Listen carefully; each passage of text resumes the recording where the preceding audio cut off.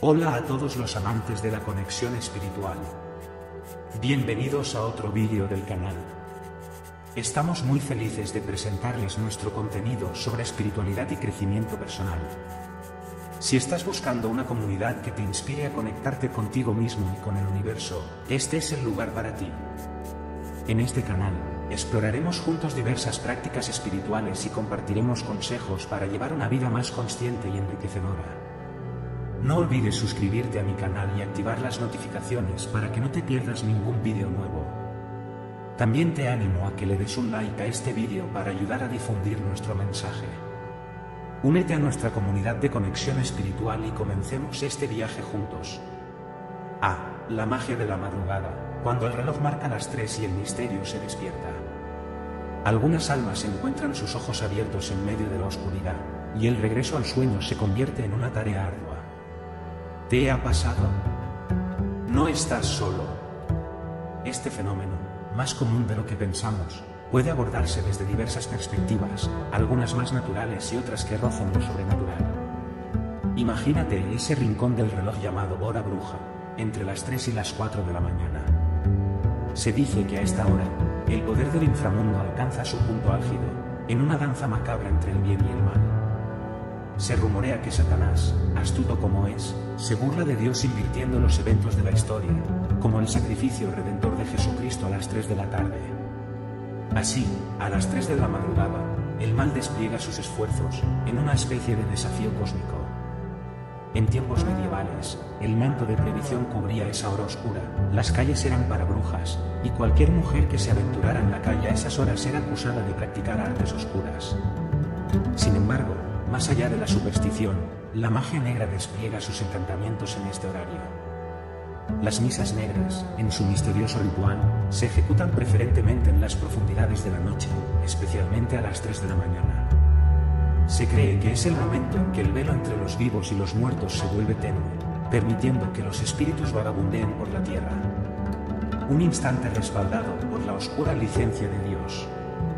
Curiosamente, los hospitales registran un aumento de muertes a esta hora, cuando nuestro sistema inmunológico está más vulnerable, y la fina línea entre la vida y la muerte se desvanece. Pero hay más en este cuadro. Algunos afirman que despertarse a las 3 de la mañana puede ser señal de la presencia de una entidad en la habitación. Las escrituras aluden a este horario como el tiempo del pecado, cuando los crímenes florecen y los vicios se alimentan. Un oscuro telón de fondo donde los encuentros con seres extraterrestres y las supuestas abducciones también encuentran su escenario.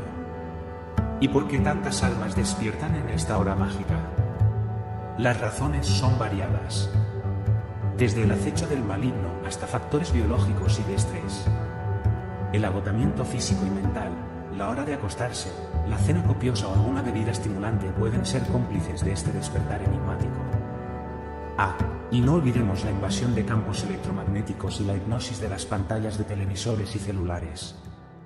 En medio de este laberinto de enigmas, la noche adquiere un matiz especial para los cristianos. Jesús, en sus momentos más íntimos, oraba en la oscuridad, como aquel episodio en el huerto de Getsemaní antes de su ascensión. Y, a lo largo de la historia, santos como Domingo seguían esta sagrada tradición nocturna. A pesar de ello, la noche se convierte en un desierto de oración, un terreno donde la necesidad de la misma es crucial. Las órdenes religiosas, guardianas del rezo, concluyen sus plegarias alrededor de la 1 de la mañana, iniciando su jornada espiritual antes del amanecer. Es aquí donde la llamada divina se hace más fuerte, una invitación a orar y poner en orden el desorden del mundo, con la oscuridad como aliada sagrada. Cuando te encuentres despierto a las 3 de la madrugada, sin poder rendirte al sueño, considera que quizás Dios te llama a una tarea especial. Un acto de oración que apunta a la obra divina en el mundo. Ora por las almas en el purgatorio, por los moribundos, por los pecadores y por las intenciones que llevas contigo. Entonces, ¿cómo responder a este llamado divino? La liturgia de las horas es una opción, aunque algunos encuentran en los salmos graduales un camino más accesible. Los cánticos de peregrinaje, del 120 al 134, cargados de emoción y espiritualidad, son una opción simple y poderosa.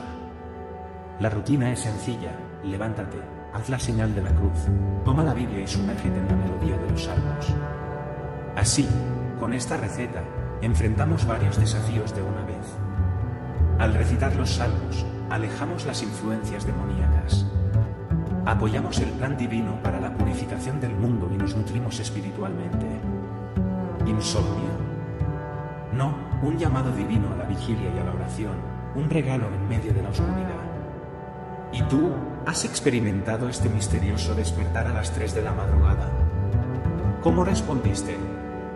Comparte tu experiencia, porque en este camino de la noche, todos somos peregrinos en busca de la luz. Mientras la oscuridad abrazaba la habitación, Juan se encontró despierto, con los ojos fijos en la silueta de la cruz que descansaba en la pared. El reloj marcaba las 3 de la madrugada, y la atmósfera parecía cargada de un significado más profundo. La historia que acababa de leer sobre el llamado divino resonaba en su mente, provocando una mezcla de curiosidad y temor. Juan, criado en una familia cristiana, recordó las enseñanzas de su abuela sobre el poder de la oración y la importancia de enfrentar los momentos de oscuridad con fe. Sin embargo, nunca antes había sentido una llamada tan clara a la vigilia espiritual como en ese instante. Intrigado, se incorporó de la cama y se dirigió hacia la pequeña capilla que tenía en su hogar. La tenue luz de una vela iluminaba el espacio sagrado mientras Juan se arrodillaba frente al altar improvisado. Con un suspiro profundo, decidió responder al llamado divino, recordando las palabras de la historia que acababa de leer. Optó por sumergirse en los salmos graduales, dejando que las palabras resonaran en su corazón y guiando sus pensamientos hacia lo sagrado.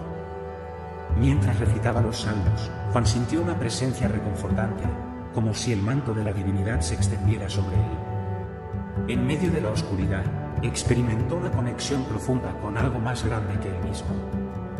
Los versículos resonaban con fuerza, disipando cualquier rastro de miedo que pudiera haber sentido inicialmente. La rutina de la liturgia de las horas se convirtió en su faro espiritual durante esas noches de vigilia. Con el tiempo, Juan no solo respondía al llamado divino en soledad, sino que también compartía la experiencia con otros miembros de su comunidad.